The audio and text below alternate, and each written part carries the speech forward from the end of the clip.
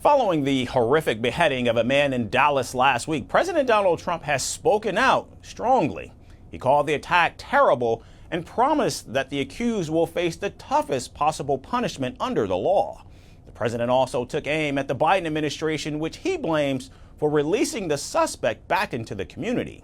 He declared that under his leadership, the era of being soft on illegal immigrant criminals is over. New details continue to emerge about the suspect's violent past and the chain of events leading up to the tragedy. Here's more from Dallas. The shock of a brutal killing in Dallas has drawn a direct response from the White House. President Donald Trump on Sunday condemned the beheading of Indian origin motel manager Chandra Mouli Nagamallaiah, calling the act terrible and vowing that his administration would no longer tolerate leniency toward undocumented immigrant offenders. The time for being soft on these illegal immigrant criminals is over, Trump declared in a Truth Social post. Expressing sympathy for Nagamallaiah's family, he said that he was aware about the brutal beheading, and adding that an illegal alien from Cuba who should have never been in our country. The accused, 37-year-old Cuban national Yordanis Cobos-Martinez, was described by Trump as a repeat offender with a criminal record including child sex abuse, grand theft auto, and false imprisonment. This individual was released back into our homeland under incompetent Joe Biden because Cuba did not want such an evil person in their country, Trump alleged, promising that Cobos-Martinez would be prosecuted to the fullest extent of the law. Homeland Security Secretary Kristi Noem, Attorney General Pam Bondi, and Border Czar Tom Homan, Trump added, were doing an incredible job in making America safe again.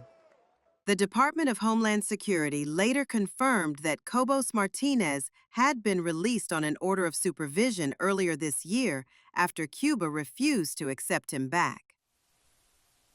The fatal attack took place on the morning of September 10th at the Downtown Suites Motel on Samuel Boulevard, where Nagamallaiah had managed operations for nearly 3 years.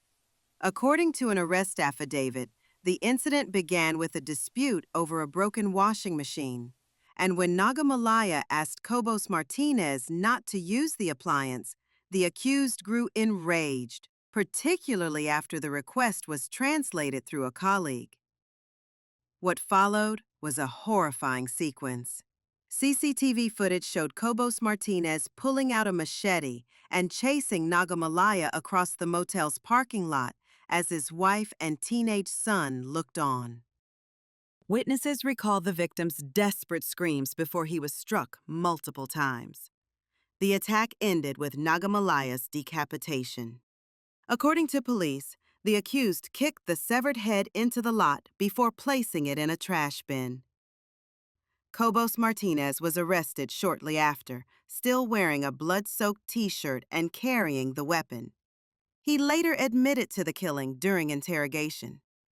The Dallas Police Department has charged him with capital murder, a charge that carries either life imprisonment without parole or death penalty if convicted. The Indian Consulate in Houston expressed deep sorrow over the incident, stating that officials were in touch with the grieving family and offering all necessary assistance. The accused is in the custody of the Dallas police. We are following up on the matter closely, it posted on X. As investigators continue to piece together how a man with such a violent criminal history ended up free in the community, the crime has reignited questions over immigration enforcement and border security. And in the aftermath of one of Dallas's most chilling murders, one haunting thought remains. Could this tragedy have been prevented? Firstpost now available in 9 languages on YouTube. English, $36 trillion. French, Le FMI, comme German, Geschäftsführenden Direktor, Hindi, $30 trillion ka karjo. Indonesian, Pemerintah tanpa pemeriksaan. Italian, Sekali radikali. Japanese, 4兆ドル以上も Portuguese, por causa do próprio balanço patrimonial. Spanish. Beautiful bill. Go to Settings, click on Audio Track and select the language of your choice. Be the first to know what's happening around you in your first language. Firstpost.